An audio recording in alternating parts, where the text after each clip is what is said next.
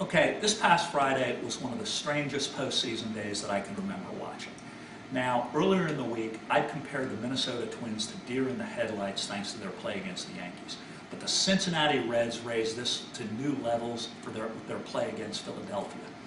They lost a 4-0 lead by coughing up 3 hit batters, 4 errors, and 6 unearned runs in the space of 3 innings.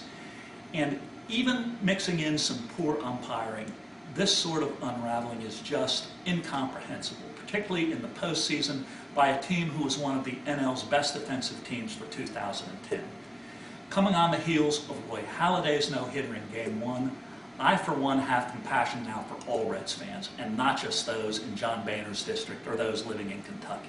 In fact, were I a Reds lover going into Game 3 on Sunday, I wouldn't have wanted to be anywhere near a TV. But I am an avid train wreck watcher and a professional sports journalist, so I tuned in early. I also tuned out early. As soon as I saw the Reds give up a quick unearned run in the first inning, I tuned it to Dexter and Mad Men. I watched the rest of the game. I half-watched it on my laptop, which consisted of Cole Hamels essentially mowing down a flat Reds offense. Reds had a great season, but this sort of downward momentum is very difficult to reverse, particularly in a best-of-5 short series, and notably in the face of the pitching that Philly can throw against you. But Reds fans weren't the only ones who had their hearts cut out this weekend. In fact, the best game on Friday was in San Francisco, where the Giants hosted an Atlanta team that seemingly had everybody who's anybody in their offense out of the game due to injuries. The Braves spotted the Giants 4 runs before coming back against a tough Giant bullpen. They actually tied the score in the 8th, only to see their all-star closer, Billy Wagner, go down with an injury. And yet they still won, with Kyle Farnsworth closing and Rick Ankiel hitting a home run in the 11th for the game winner. It was all very surreal and a whole bunch of fun to watch. And the Braves looked like they were going to pull out another miracle on Sunday, when Eric Hinskey's 2-run 8th-inning homer gave them the lead late in that game. But the Giants returned the heart crusher, taking advantage of an inexperienced Braves pen that was on in place of Wagner, and of course, as you know by now, 3 errors by Brooks Conrad that led in 2 unearned runs, including the game winner in the 9th inning.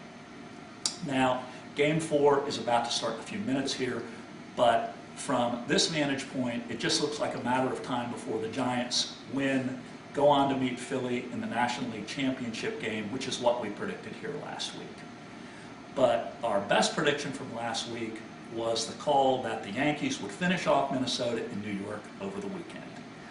Now, the Twins have lost 9 straight postseason games against the Yankees, and really this one was over when the Yankees went up 2-0 and left Minnesota heading for Yankee Stadium. Not much to say here. The Yankee offense showed up as advertised. The Yankee pitching was better than advertised. In fact, it was better than it had been for the last 5 weeks of the season. And I am beginning to waffle on my pick of the Phillies over the Yankees for the World Series. We have plenty of time to get to that one, given that both teams still have to make it there. Finally, Tampa Bay and Texas. This one is going back to Tampa Bay for a Game 5 final. I got this one wrong this week. With the Rangers up 2-0 and the series heading back to Texas, I thought for certain it was going to end there this weekend. And in fact, with the Rangers up 2-1 in Game 3, this call was looking very, very good. But the Rays woke up, they scored 5 runs against a tough Ranger pen, they grabbed their first postseason lead, and they managed to hold on to win that game. This was a very impressive postseason turnaround, particularly in this sort of a series, and it carried over into Game 4. Now the Rangers look like the flat team. Their all-star MVP candidate, Josh Hamilton, has 2 measly singles, no RBIs. He's looking like he's feeling the effects of a long layoff the last 5 weeks of the season. Now, I still like Cliff Lee in Game 5, particularly against a low-contact Tampa Bay team, but this one is a toss-up. It's going to be a pitching duel, likely with David Price on the mound for the Rays. It is must-watch, win-or-go-home baseball on Tuesday night. So here we are. We've got the Yankees in, we've got the Phillies in, we've got the Giants almost in. We are waiting for a winner between Texas and Tampa Bay, and as soon as we get that, we will be back to do a preview of both AL and NL Championship Series. And I'm out.